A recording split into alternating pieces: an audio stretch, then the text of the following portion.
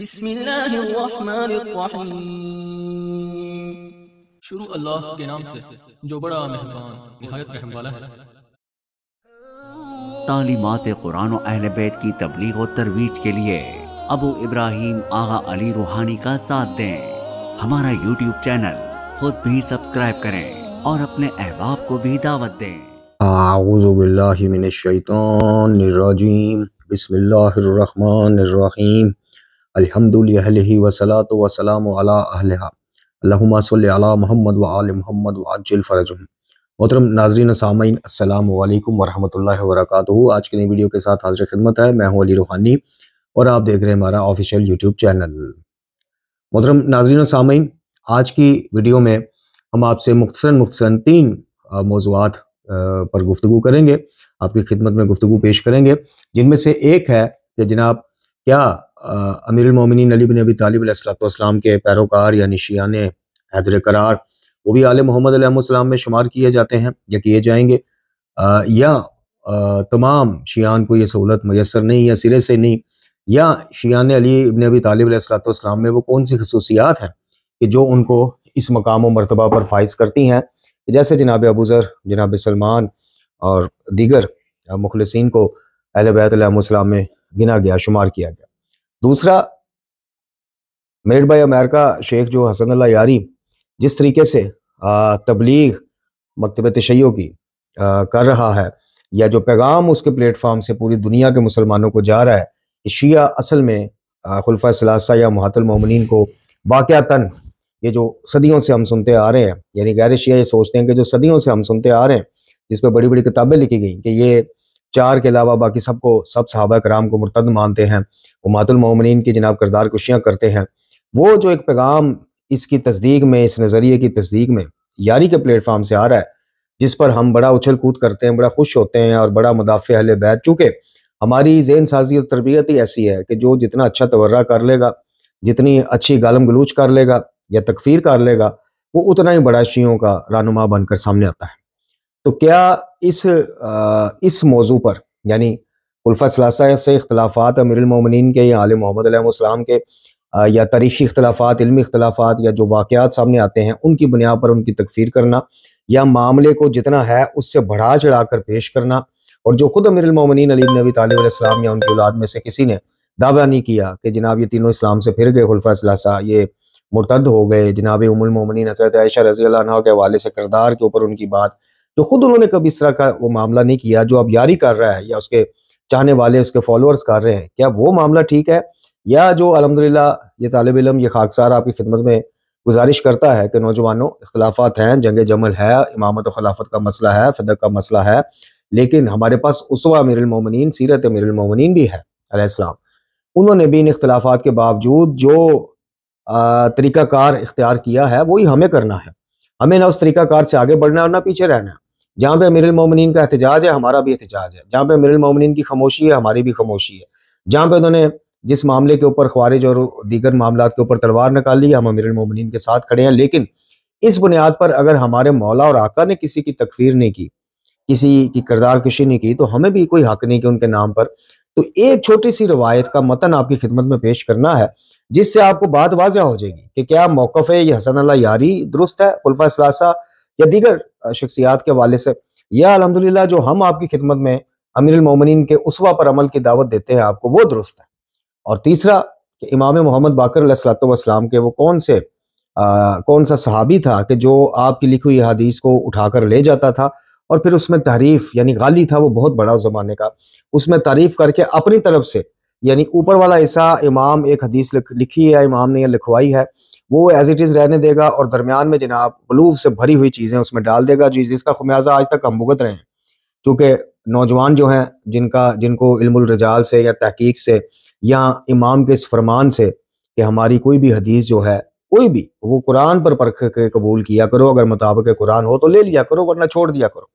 اس نوجوان کو اس سے کوئی غرض نہیں، نہ اس کے پاس اتنا ٹائم ہے، اس کے سامنے آتا ہے جی فلاں کتاب، حوالہ نمبر یہ، جلد نمبر فلانا، صفحہ نمبر فلانا، چلو بات ختم، اس کے لیے یہی کافی ہے، چونکہ اس کو بچپن سے ڈرایا گیا ہے کہ اگر فضائل اہل بیت علیہ السلام میں سوچ وچار کرو گے، شک کرو گے یا کہو گے کہ نہیں یہ تو شرک ہے، تو تم گئے تو مقصر ہو گئے، اور مقصر کو ہم نے آلریڈی ایک بہت بڑا ولن اور ناقابل معافی جرم کا ارتکاب کرنے والا مجرم بنا کے پیش کیا ہے، اور غالی کو ہم نے اور نصاری کو ہیرو بنا کے پیش کیا ہے، تو اس لیے وہ نوجوان جو ہے وہ کہتا ہے بس اتنا ہی کافی، کہیں لکھا ہوا ہے نا، ضعیف ہے، گھڑی ہوئی روایت ہے، جو بھی ہے بس ٹھیک ہے، کافی ہے۔ تو یہ معاملات 3 ہیں جن کے اوپر آپ کی خدمت میں مختصراً گفتگو پیش کرنی ہے، اور اس کے علاوہ آپ سے گزارش کرنی ہے کہ رسائل من القرآن و اہل بیت کے حوالے سے ہم گزشتہ کئی دنوں سے ایک عرض ہی کر سکتے ہیں، عرض کرتے آ رہے ہیں کہ جو 2 جلدوں پر مشتمل یہ کتاب، جس کی ایک جلد کے صفحات 425 ہیں، اور اپنے موضوعات کے حوالے سے الحمدللہ اس کو ایک منفرد ہی آپ کتاب پائیں گے۔ تو ماہ رمضان شریف بھی چل رہا ہے، جو مومنین مومنات اپنی زکوٰۃ، خمس میں سہم امام یا دیگر عطیات کے ذریعے مرحومین کے سال ثواب کے لیے اس بابت رابطہ کرنا چاہیں تو وہ لازمی کریں، اور اگر وسائل ہو گئے تو انشاءاللہ رسائل من القرآن و اہل بیت جو ہے وہ دیگر سابقہ 3 کتب کی طرح بہت جلد منظر عام پر آ جائے گی۔ اگر نہ ہوئے تو پھر ہماری تیاری تو ہے، ہم نے تو وہ ایک کر لیا کام اپنے حصے کا، اللہ تعالیٰ اس کو قبول فرمائے گا انشاءاللہ، اور اگر وسائل نہیں بنتے تو پھر کوئی بات نہیں۔ تو چلتے ہیں جی، سب سے پہلے آپ کی خدمت میں پہلا موضوع پیش کرتے ہیں کہ امام جعفر الصادق علیہ الصلوۃ والسلام جو ہیں، وہ جو یہ موقف ہے، جو یاری کے چاہنے والے اور یاری خود جس کو بہت زیادہ پیش کر رہا ہے کہ جناب اصل شیعت یہ ہے کہ جب تک آپ تکفیر نہ کر لیں خلفاء ثلاثہ کی، جو اختلافات ہیں ان سے بڑھ کے جا کے ان کے کردار پہ حملہ نہ کر رہے ہیں مات المومنین کے، تب تک آپ شیعہ ہی نہیں ہیں جی۔ تو اس بارے امام جعفر الصادق علیہ الصلوۃ والسلام کیا فرماتے ہیں، وہ ذرا سماعت فرمائیے۔ امام کی یہ روایت جو ہے معذرت، یہ امام علی رضا علیہ السلام سے منسوب ہے، اور ابراہیم بن ابی محمود سے یہ جو ہے نا منسوب ہے روایت۔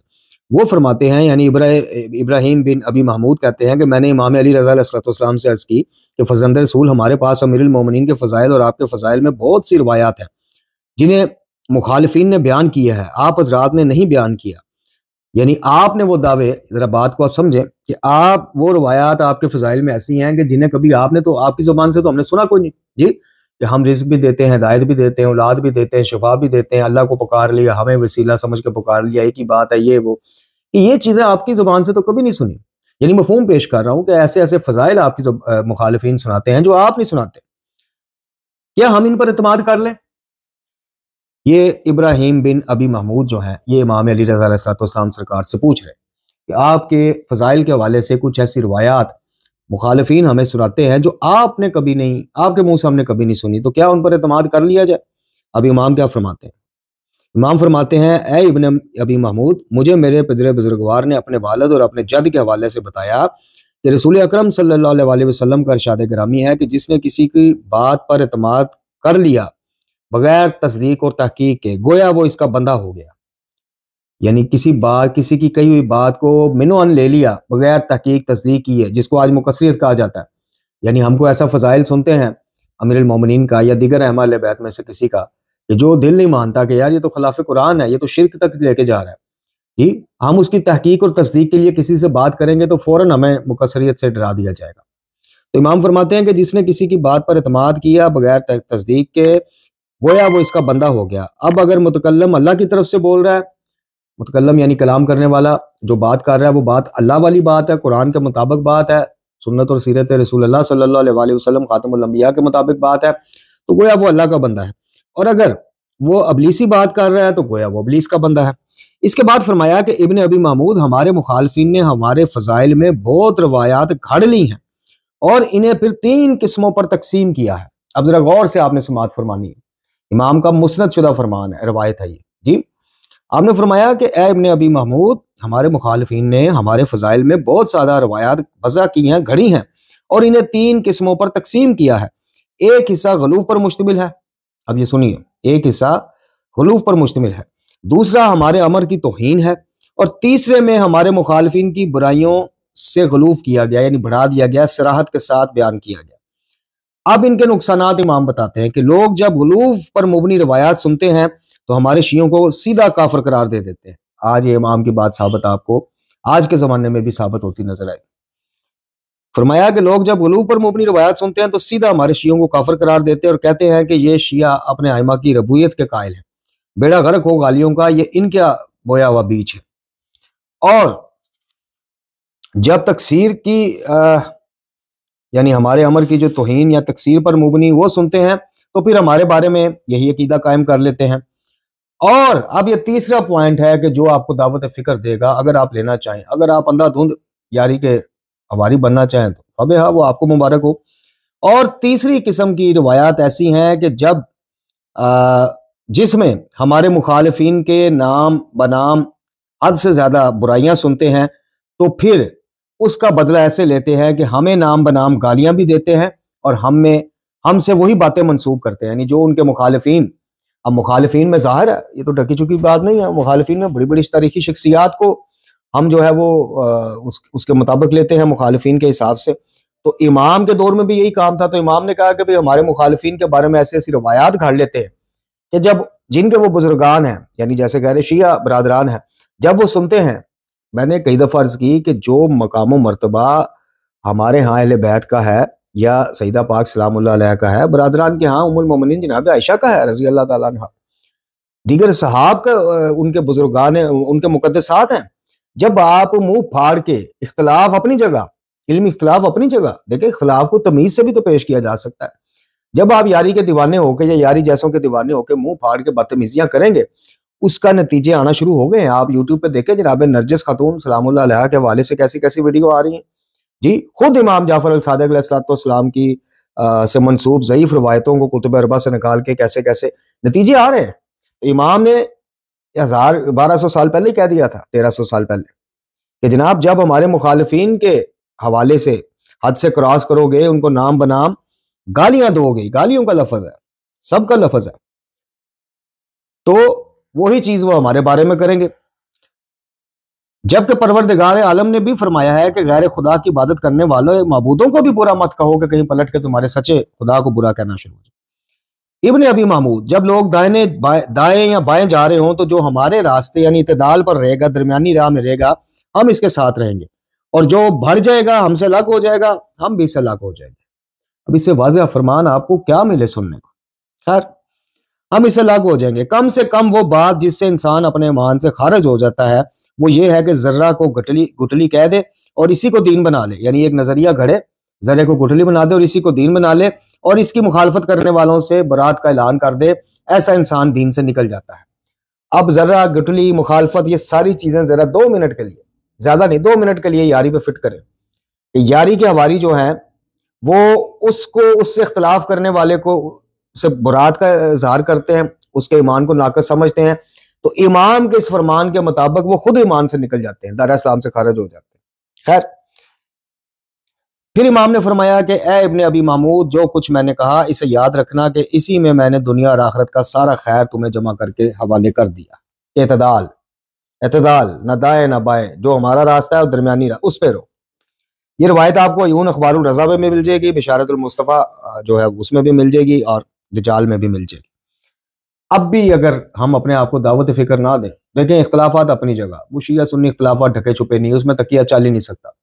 جی۔ وہ سب کو پتا ہے کہ شیعہ کھلواتے کیوں ہیں، شیعہ بعد از نبی خدا صلی اللہ علیہ وسلم ہادی اور رہنما رہبر کس کو مانتے ہیں اور برادران کس کو مانتے ہیں، یہ ڈھکی چھپی بات ہی کوئی نہیں۔ لیکن اختلافات کا مطلب یہ ہے کہ آپ چڑھ دوڑے اگلوں کے بزرگان کو اسلام سے فارغ کر دیں آپ، اور پھر ادھر آپ مولا علی کی خاموشی بھی جسٹیفائی نہ کر پائیں کہ جی ٹھیک ہے، ایک سیکنڈ کے لیے سوچ لیں کہ جی وہ اسلام سے نکل گئے، مرتد ہو گئے، تو مولا علی کیوں خاموش رہے؟ امام کا تو کام ہی یہ ہوتا ہے، بقول مولا علی علیہ السلام، امام کا تو کام ہی یہ تھا کہ ان کے ساتھ بندہ ایک ہے یا 1000 ہے یا کوئی بھی نہیں ہے، کھڑے ہو جاتے کہ ہمارے تو اسلامیہ پر بھائی غیر مسلم آ کے حکمران بن کے بیٹھ گئے، یہ برداشت نہیں ہو سکتا، میری جگہ کوئی اور خلیفہ بن جائے، ٹھیک ہے کوئی بات نہیں، برداشت کیا مولا نے نا، احتجاج کیا، اختلاف کیا، لیکن برداشت بھی کیا۔ لیکن یہ کیسے پھر برداشت کرے گا اگر حسن اللہ یاری اور اس کے حواری سچے ہیں کہ جناب خلفاء ثلاثہ کا تو ایمان اسلام ہی ثابت نہیں، ایمان تو قلبی بات ہے نا، باطنی بات ہے، اسلام ظاہری بھی ثابت نہیں، یا وہ رہے نہیں یا پھر گئے، تو پھر مولا علی کیوں خاموش ہے؟ اچھا جی، اس کے بعد دوسرا ہمارا جو ہے کہ جناب کیا آل محمد علیہ السلام میں ماننے والوں کا بھی شمار ہوگا یا ہو سکتا ہے؟ تو اس میں امام ایک واز کرتے ہوئے فرماتے ہیں کہ جیسے سورہ ابراہیم میں کہا گیا کہ جو میرا اتباع کرے گا وہ مجھ سے ہوگا، اور ہمارے جد رسول اللہ صلی اللہ علیہ وسلم نے بھی فرمایا کہ ہر متقی انسان میرے وابستگان میں شمار ہوتا ہے۔ پھر جناب انس بن ابن مالک سے روایت ہے کہ جناب انس نے رسول اکرم صلی اللہ علیہ وسلم سے دریافت کیا کہ آل محمد سے مراد ہیں کون؟ تو جناب رسول اللہ صلی اللہ علیہ وسلم کیا فرماتے ہیں کہ آل محمد علیہ یعنی میرے اہل بیت کے علاوہ آل محمد میں ہر متقی اور پرہیزگار شامل ہے۔ پروردگار نے فرمایا ہے کہ اس کے اولیاء صرف متقین ہیں۔ پھر امام باقر علیہ السلام سے ابو عبیدہ کی ایک روایت ہے کہ آپ نے فرمایا جو ہم سے محبت کرے وہ ہم اہل بیت سے ہے۔ تو میں نے عرض کی میں آپ پر قربان جاؤں، میں بھی ہوں۔ فرمایا بے شک کیا تم نے ابراہیم کا قول نہیں سنا جناب ابراہیم کا کہ جو میرا اتباع کرے وہ مجھ سے ہے، ہاں البتہ محبت کے ساتھ ساتھ اطاعت الہی اور ہماری اس پر بھی چلے۔ پھر امام صادق علیہ السلام سے منسوب ایک روایت کہ جو تم میں سے تقوی اختیار کرے اور اپنے کردار کو نیک بنا لے،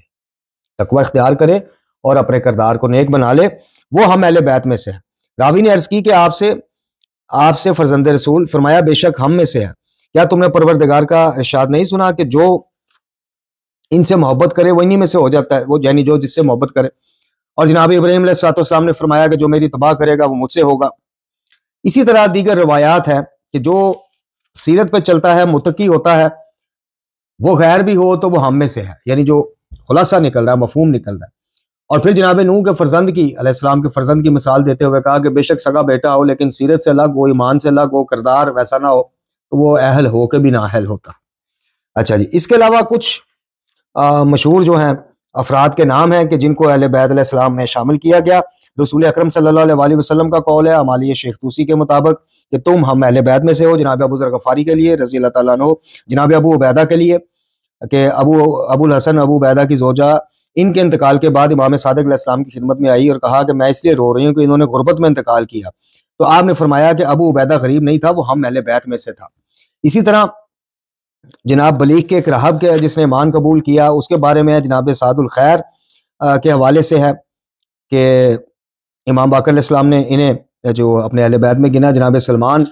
محمدی جنہیں عرف عام میں سلمان فارسی رضی اللہ تعالیٰ عنہ کہا جاتا ہے، ان کے حوالے سے ہے عمر بن یزید۔ امام صادق علیہ السلام نے عمر بن یزید سے فرمایا کہ خدا کی قسم تم ہم اہل بیت میں سے ہو۔ میں نے عرض کی کہ میں آپ پر قربان جاؤں آل محمد سے؟ فرمایا بے شک انہی کے نفس سے ہو، چونکہ تمہارا کردار تمہارے دعوے یعنی ہمارے شیعہ ہونے کی تصدیق کرتا ہے۔ تو محترم ناظرین و سامعین، یہ دو موضوع آپ نے سماعت فرمائے۔ اب چلتے ہیں جو تیسرا ہے کہ امام جعفر الصادق علیہ امام باقر علیہ السلام کی احادیث کو کون سا بندہ چوری کر کے لے جاتا تھا آپ کے آستانہ شریف سے اور جا کے اس میں تحریفات کر کے مومنین میں تقسیم کرتا تھا۔ اچھا، اب یہ وہی جو رسول جعفریان صاحب کی بہترین کتاب ہے حیات فکری سیاسی امامان شیعہ، یعنی شیعہ اماموں کی حیات جو فکری اور سیاسی اس کے اوپر، تو اس میں وہ لکھتے ہیں کہ ائمہ اہل بیت علیہ السلام ہمیشہ غالیوں سے پریشان رہے، ہمیشہ، یہ لکھی بڑی بات ہے، اور وہ کسی بھی طرح ان سے اپنے سچے پیروکار شیعوں کو الگ کرنے کی فکر میں رہتے تھے۔ چنانچہ جب آپ سے غالی کی تعریف پوچھی جاتی، اور یہ آپ کو رجال کشی میں بھی اصول کافی میں بھی روایت مل جائے گی، یہ میں اس لیے کہتا ہوں کہ غالیوں کے سوشل بائیکاٹ کا حکم ہے، غالی کائنات کا بدترین کافر نجس قرار دیا۔ بھائی غالی کہتے کسے ہیں اس کی بھی تو تحقیق کریں، چونکہ آپ کو یہ بتایا گیا ہے کہ غالی صرف وہ ہے جو معاذ اللہ ان کو اللہ کہہ دے، آپ مطمئن ہو جاتے ہیں کہ ٹھیک ہے جی ہم اللہ سمجھ کے تو نہیں براہ راست جو اللہ سے مانگنا چاہیے ان سے مانگتے، تو بس ٹھیک ہے، اس کا مطلب ہم غالی، آپ سے مراد ہے کہ بڑے بڑے اوپر تک، لیکن امام سے بھی تو پوچھ لو کہ بھئی غالی ہے کون؟ بھئی جو براہ راست ان کو اللہ کہے گا تو ویسے کافر ہے۔ تو امام فرماتے ہیں کہ اس شخص پر خدا کی لعنت ہو، غالی وہ ہے جو ہمارے بارے میں وہ بات کہے جو ہم خود اپنے بارے میں نہیں کہتے، اور وہ دعویٰ کرے جو ہم اپنے بارے میں نہیں کرتے۔ یعنی امام نے کہاں یہ کہا ہے کہ بعنوان وسیلہ ہم بھی رازق ہیں، خالق ہیں،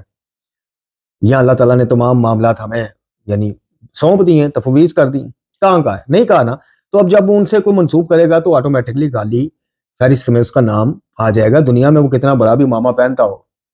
تو امام نے یہ لعنت کی اور فرمایا کہ خدا کی لعنت ہو اس پر جو ہمیں اس خدا کی عبودیت سے جدا کر دے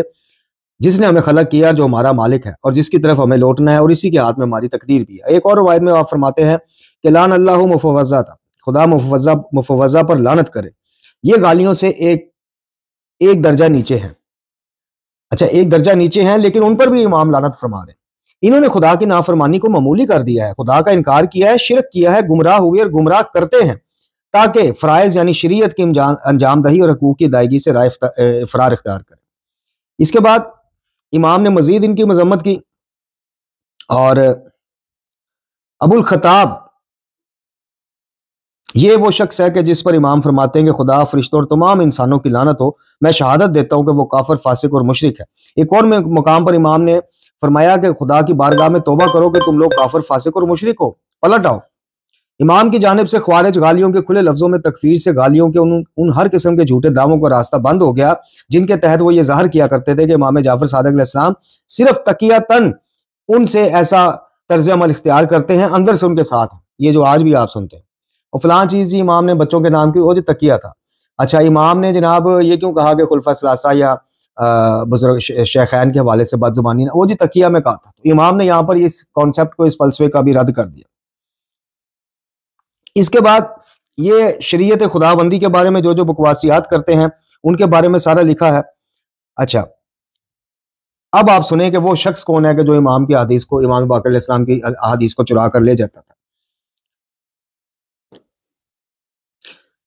غالیوں کی پراپوگنڈا اور فضائل کے نام پر گھڑی گئی روایات کو دیکھتے ہوئے امام جعفر الصادق علیہ السلام نے اپنے جد امجد رسول اللہ صلی اللہ علیہ وسلم کی طرح اس قانون کو، اس اصول کو وضع کر دیا کہ ہم سے روایت کی جانے والی صرف ان حدیثوں کو قبول کرنا جو قرآن کے مطابق ہوں اور سنت رسول اللہ صلی اللہ علیہ وسلم کے موافق ہوں۔ لو جی، اس کے علاوہ ہمارے فضائل میں یا ہماری شان میں کی گئی حدیثوں یا روایتوں کو مت قبول کرنا۔ سبحان اللہ، سبحان اللہ۔ اب وہ شخص کا نام سنیے، مغیرہ بن سعید، کہ اس پر اللہ کی لعنت ہو، اس نے میرے والد کی کتابوں میں ایسی حدیث شامل کر دی ہیں جو ہرگز میرے والد نے بیان ہی نہیں کی، یعنی امام باقر علیہ السلام نے۔ یہ کون فرما رہا ہے؟ امام جعفر صادق علیہ السلام۔ اللہ کا خوف کرو، ہم سے نقل ہونے والی ان باتوں کو قبول نہ کرو جو ہمارے پروردگار اور ہمارے نبی اکرم کی سنت کے مخالف میں ہوں، کیونکہ جب ہم حدیث بیان کرتے ہیں تو کہتے ہیں خدا اور اس کے رسول نے فرمایا، ہم اپنی طرف سے کچھ بیان نہیں کرتے۔ مغیرہ امام باقر علیہ السلام کے صاحب کی لکھی ہوئی کتابوں کو مطالعہ کے بہانے اپنے گھر لے جاتا اور ان میں کفر اور زندگاہ کی باتیں شامل کر دیتا اور انہیں میرے والد سے منسوب کر دیتا، اور پھر وہ کتابیں صاحب کو واپس کرتا۔ امام فرمایا کرتے تھے کہ میرے والد کی صاحب کی کتابوں میں جتنا بھی غلوف ہے وہ ان کتابوں میں مغیرہ کی شامل کی ہوئی باتیں ہیں۔ میرے والد کا، ہم آل محمد کا ان باتوں سے کوئی لینا دینا نہیں۔ امام جعفر صادق علیہ السلام کے اس راست اقدام کے نتیجے میں سچے شیعہ غلوف سے شروع سے ہی محفوظ رہے، لیکن افسوس کہ اس کے ناپسندیدہ اثرات نے شیعت کی بھرپور پیش رفت میں رکاوٹ ڈالے رکھی، اور جناب ابو حنیفہ نے غلوفی کی وجہ سے اپنے صاحب سے کہا تھا کہ وہ حدیث غدیر کو نقل نہ کرے،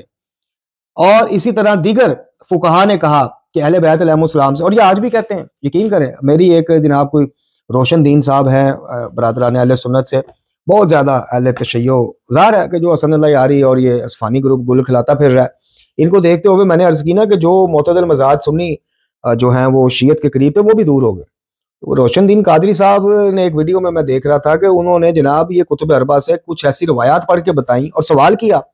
کہ بتائیے، آپ لوگ کہتے ہیں کہ جی اہل بیت سے ہم دین کیوں نہیں لیتے، تو اہل بیت کے نام پہ تو آپ نے یہ کفر و شرک بھی گھڑا ہوا ہے اور یہ ضعیف روایتیں بھی گھڑی ہوئی۔ تو بات کرنے کا مقصد یہ ہے محترم ناظرین و سامعین، اگر ائمہ کی بات پہ ہمیں یقین نہیں، امام جعفر صادق علیہ السلام کی بات پہ یقین نہیں، امام علی رضا علیہ السلام کی بات پہ بھی یقین نہیں، اور امریکہ میں بیٹھے اس فتنے کی بات پہ یقین ہے، یا پاکستان میں اس جیسے ذہان جو اکثریت میں ان کی باتوں پہ یقین ہے، تو پھر ہمیں اپنی شیعت پہ میرا خیال ہے کہ خود غور و فکر کرنے کی ضرورت ہے۔ اور جیسے امام علی مقام نے کہا تھا کہ یزید جیسا حاکم ہو، اسلام کا حاکم بن جائے تو پھر دور سے سلام، تو پھر ایسی شیعت کو بھی دور سے سلام کر لینا چاہیے کہ جس کا مبلغ اعظم